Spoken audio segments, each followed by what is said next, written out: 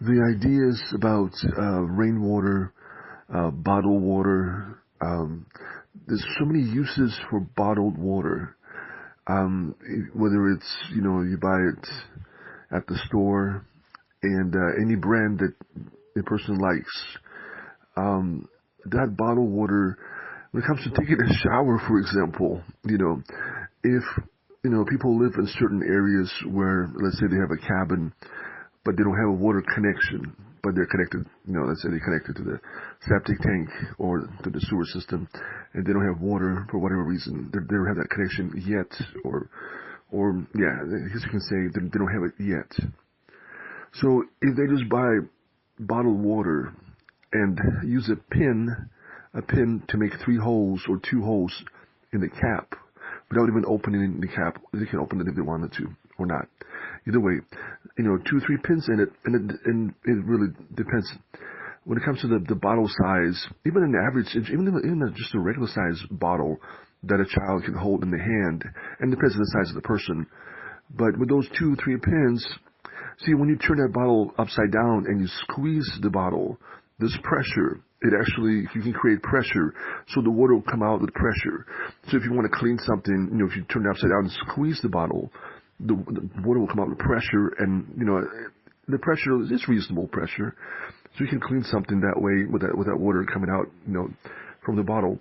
The information here is that I'm sharing is that the pressure can be created by just the hand squeezing the bottle, and so technically, if you take a average size bottle that fits into your hand, and you can squeeze the bottle, and that water will come out.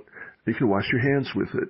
You can also take a shower with it, technically speaking. When it comes to a basic shower, so in a sense, if you're in a cabin or somewhere where you have not much access to a shower, or any rural area, for example, but you have bottled water, and you have a private area, where you can, or you have a restroom, or even have a bath, a shower area, but without the water connection. So all you need is just that bottled water with the 3 holes or 2 holes, or how many holes that some people prefer to have. The less the better, so then you're using less water. There's less water consumption. So as you squeeze the bottle, you pour it over your hand or over your body. The water is like basically like a shower head. It's like a 3-hole shower head.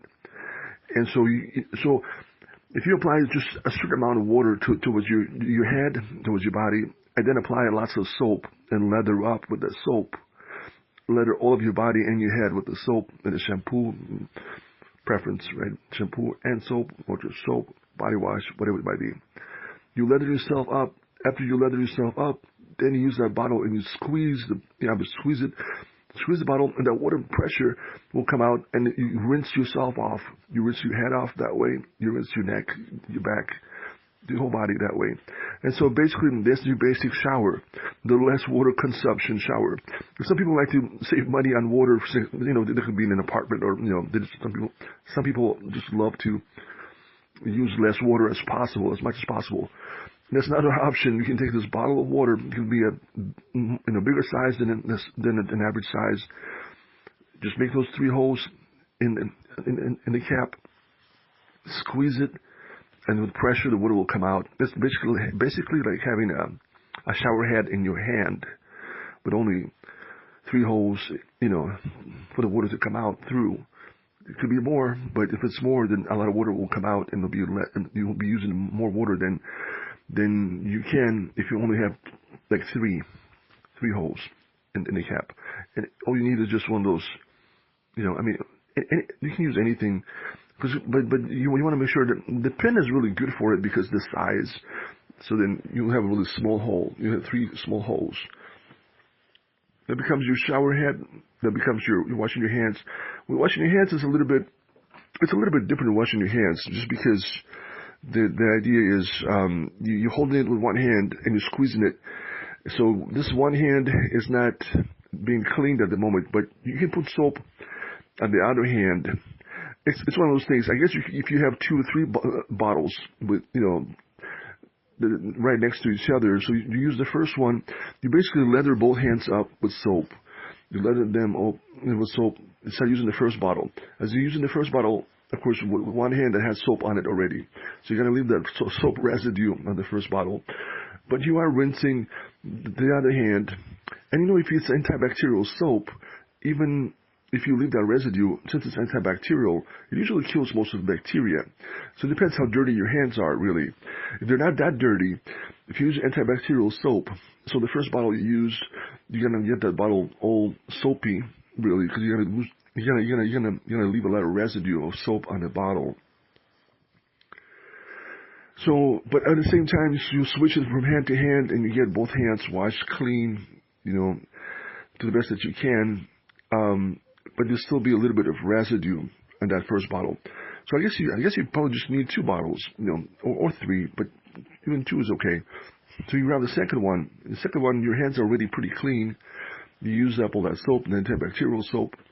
You use everything that you wanted to use, and your hands are pretty much, that soap is already almost gone because you washed it away with the first bottle. But the second bottle is like for rinsing, and it's just in every size bottle, that they sell out there for $1, that size of a bottle, kind of.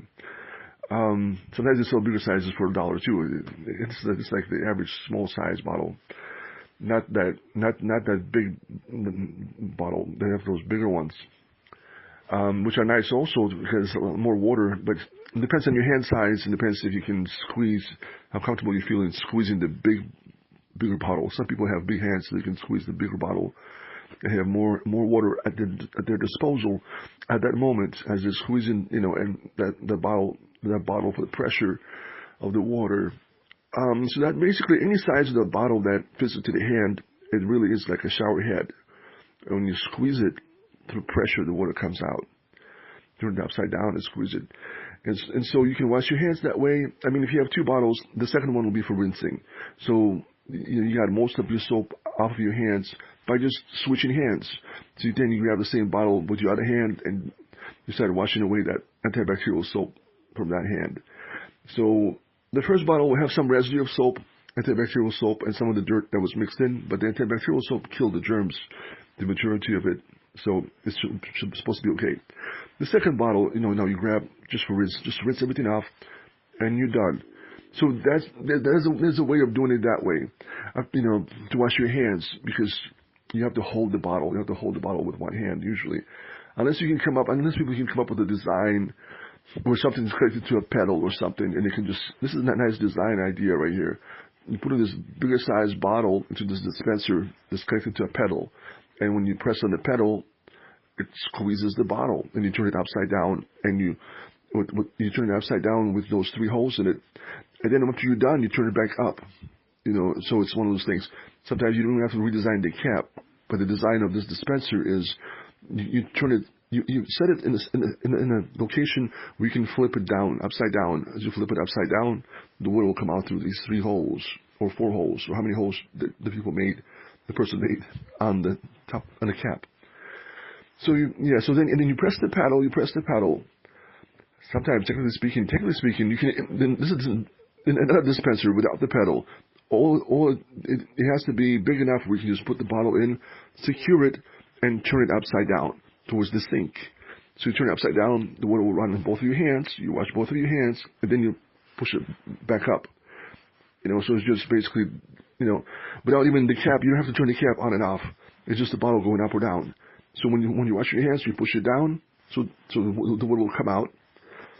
But I guess when it comes to for the pressure, you would have to have some kind of a pedal connected to something that will squeeze the bottle as you press it with your foot. So as you press it with your foot, the dispenser will squeeze it, and there'll be pressure.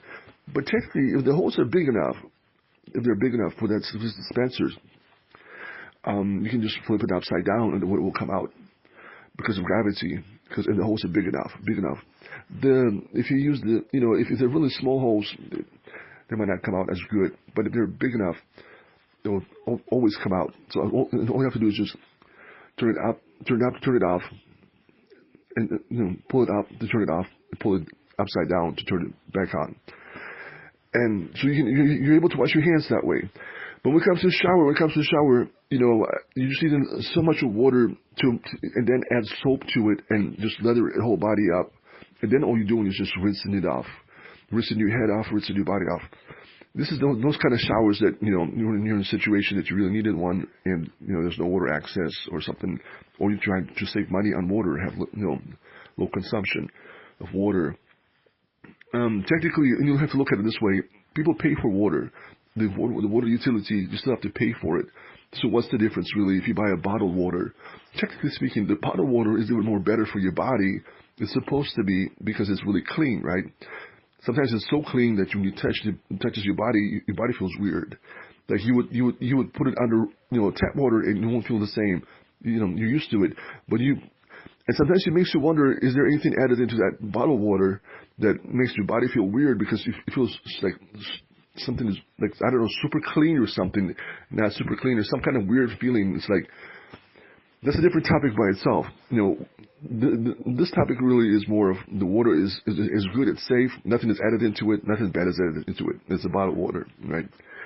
So you're buying it could be Evian, it could be one of those fancy waters, right?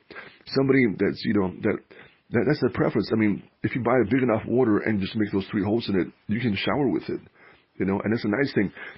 For some people that like that kind of water, right, there's quality of it. So it's almost like a luxury quality for some people. Some people that like luxury, that like luxury kind of water, right, to take a shower with. At the same time, for others that just need a regular shower, and you can just buy a regular brand water for $1, right? And you can buy a gallon of it and just refill the bottle, refill that every size bottle with it. Or they can buy this 24-pack of those small-sized bottles that even a child can hold in their hand and squeeze it, squeeze it and create water pressure. And that water pressure will rinse everything off. So the idea, it's such a beautiful, helpful idea for somebody in a situation where they need to take a shower, but there's no water access. All they need is those 24 packs of those bottles of water.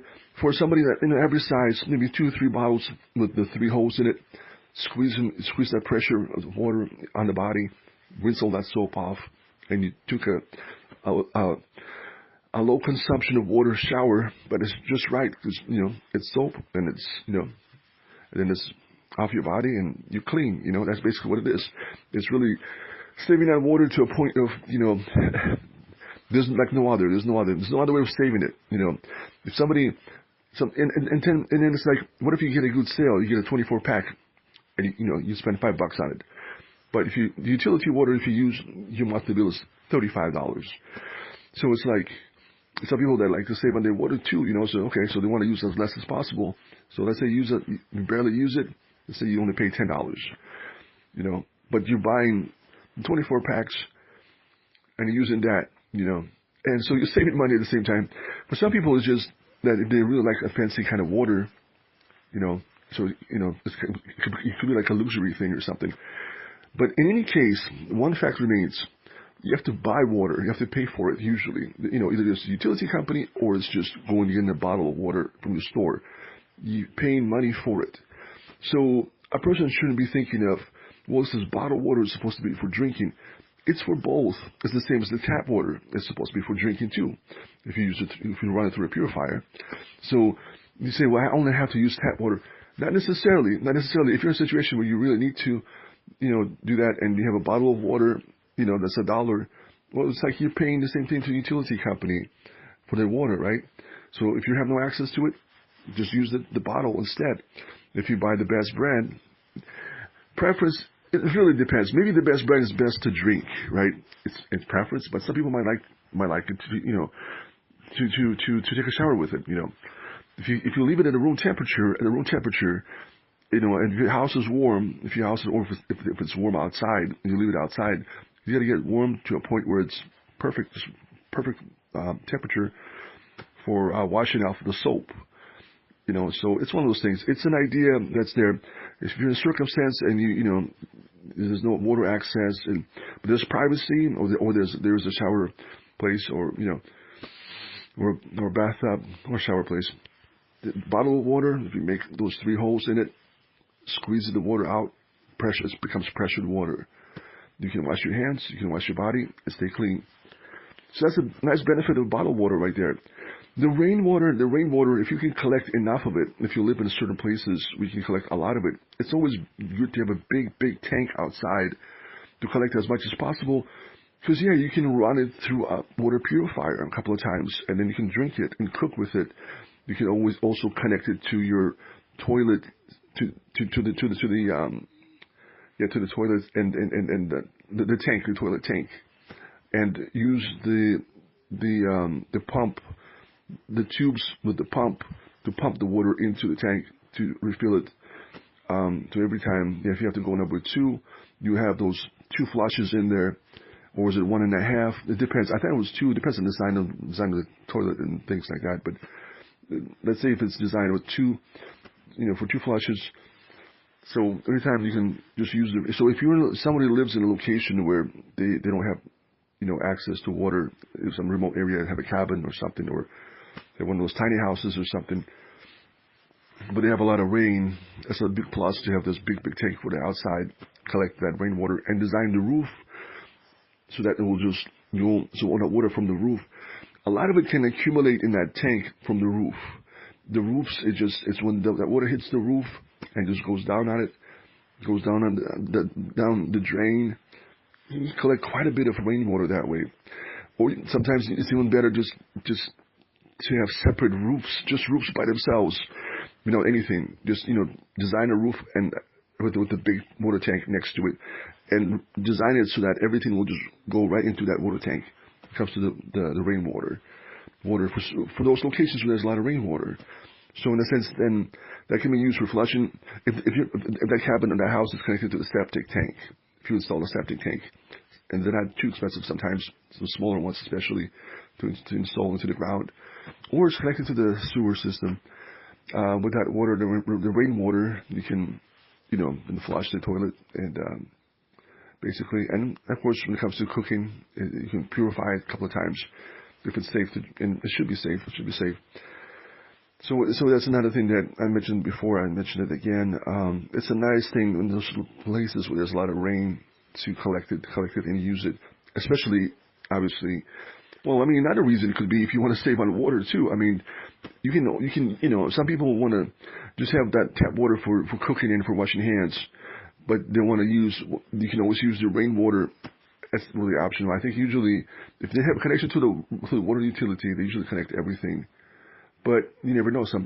There's always that option of connecting your toilet tank to the rainwater and just using the utility water for everything else. If you're somewhere in a remote area out there, it's one of those things. I mean, or you can connect everything. In either way, I think the ideal is probably some that do not have water access. And when it comes to water, you can always buy 5-gallon bottles of water, or 10-gallon bottles of water, and bring it in.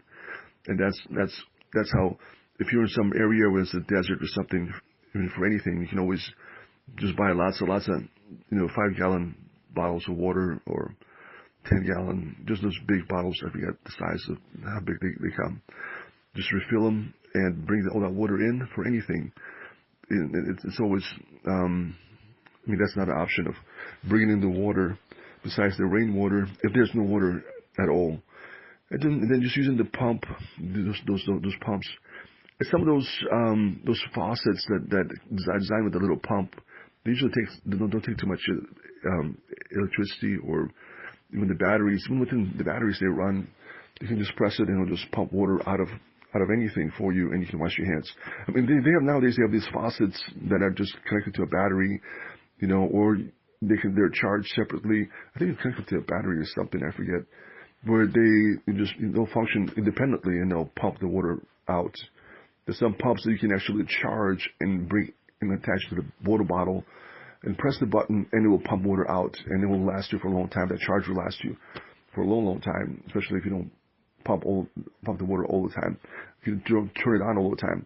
So when it comes to cold water, or when it comes to the water, room temperature water, warm water, just having that simple little pump is like $10 on eBay or something, and you just charge it up anywhere, and then you bring it in, and it lasts you for months. It lasts you for 2-3 months, and just attach it to the water, to the same 5-gallon water bottle. attach it to it, just press the button, and it'll start pumping the water for your hands and for anything. And that's another way of showering. If you have a hose, mini hose, you can connect to that pump itself and to that bottle, and you can have just brand new, you can have this water from the store that you refill the bottle with, the 5-gallon one. Connect that pump into it, little hose, and then a little, some kind of a shower head or something to that hose. Press the pump, and it'll just pump the water out, and it'll be room temperature, and it's good enough to wash away the soap to stay clean. So there's so many. It's beneficial in many ways to understand the fact that the bottle itself, when you squeeze it, it creates pressure, and that's really good. Sometimes there's a need of water pressure, and that water pressure is good enough just to take a shower, to wash your hands, because to wash out the soap. So it's a nice compact way of staying clean and all those things. The ideas. Yeah. So that's one of those ideas when it comes to that. I think I'm going to probably end it on that fact. And I don't know if there's anything else when it comes to the house. A house in a remote area. What else would you need? Well, you need the solar. You need the solar. Any kind of panels. Some of those panels are not that expensive on eBay also. I mean, everything's on eBay. It's just nice to have a place you can go to and get certain things. Solar panels, I mean, you can get really nice ones, and for $200, $150, you can get a really nice solar panel, and so even if somebody out there on the budget just want to get a lot of them, and some batteries, so they can store that energy into the battery. eBay has a lot of good sales out there, definitely for that situation. So you have sometimes you look at it as the idea, if you live independently somewhere out there in a remote area with your brand new tiny house, your cabin, and you have that rainwater, or you have that water utility, and you never know. Sometimes there's water utility nearby too. You never know. It's one of those things. But either way, rainwater or the water well that you drilled, that you paid money to get through drilling into the ground, and of course you have that septic tank, the sewer system. So you have that set.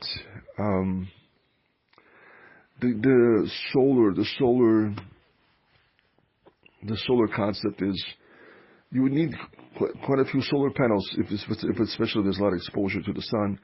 But even when it comes to daylight, I mean, if you have just the right amount of solar panels, they still generate electricity, not as much as if to the full exposure of the sun, but they still generate it from the brightness of the day.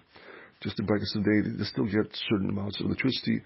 And sometimes just to use it wisely, just to use that, have enough panels and just to use wisely.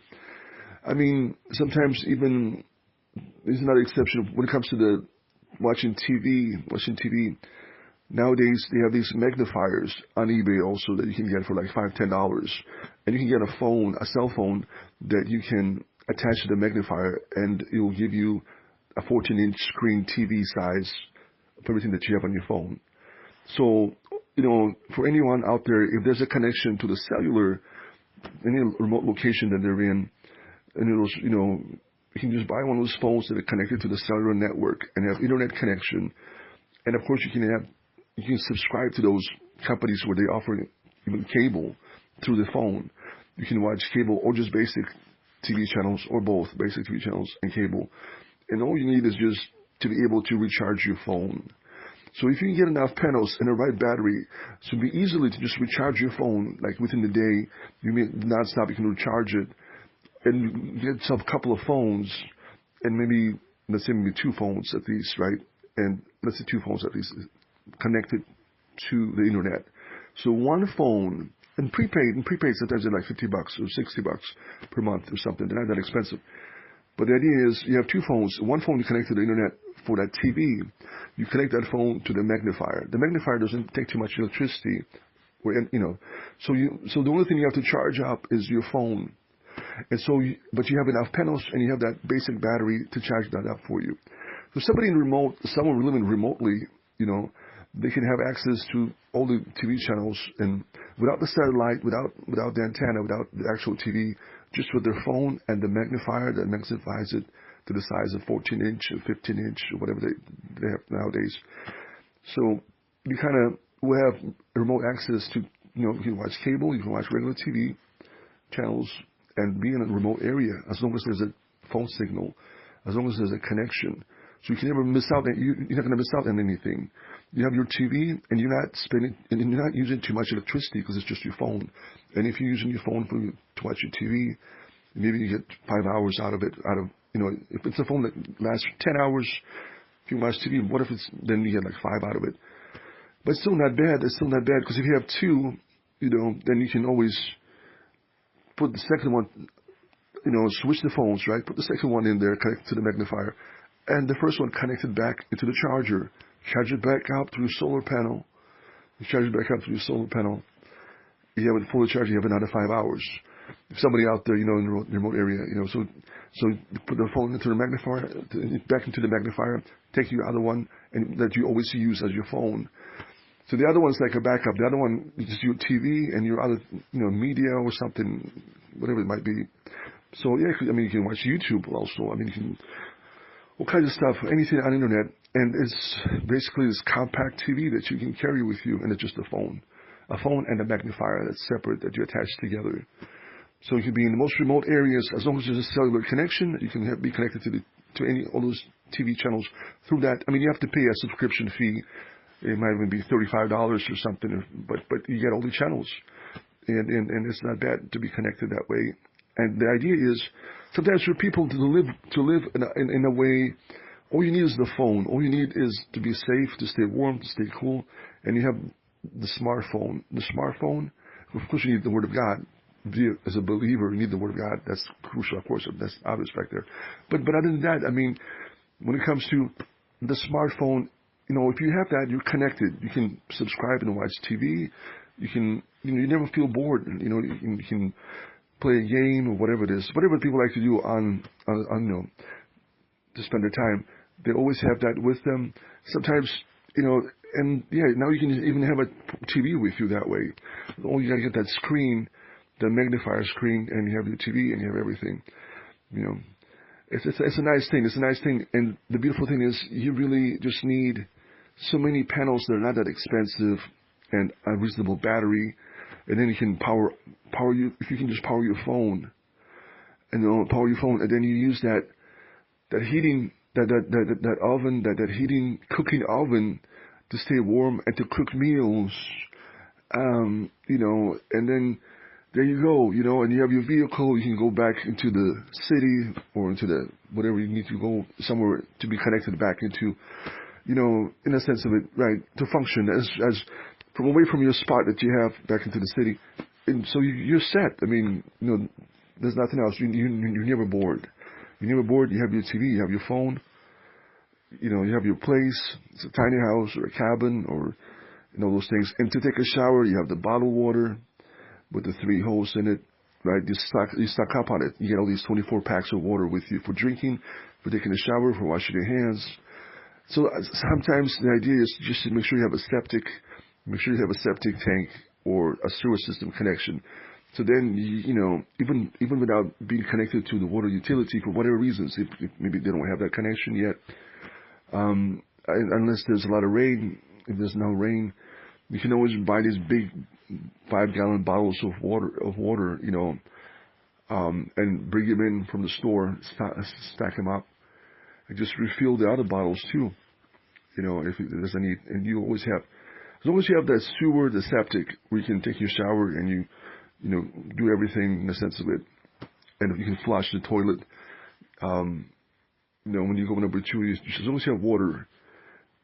And that's one of those things. It's, even if you have to just buy water, gallons of water. It's what it is. But any remote area out there, you can be okay. You can be okay as long as you have that vehicle to get back into the city, to restock. You're good. You're good, and everything is there. You're still connected. It's like living in the city, really, basically. But it's your land. It's your house. It's a beautiful thing. Glory to God.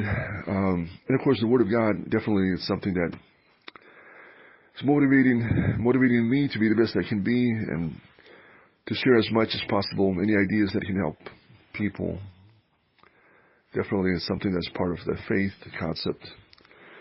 So glory be to God. Glory be to the Father, Son, and Holy Spirit. This is Markov saying, God bless everyone.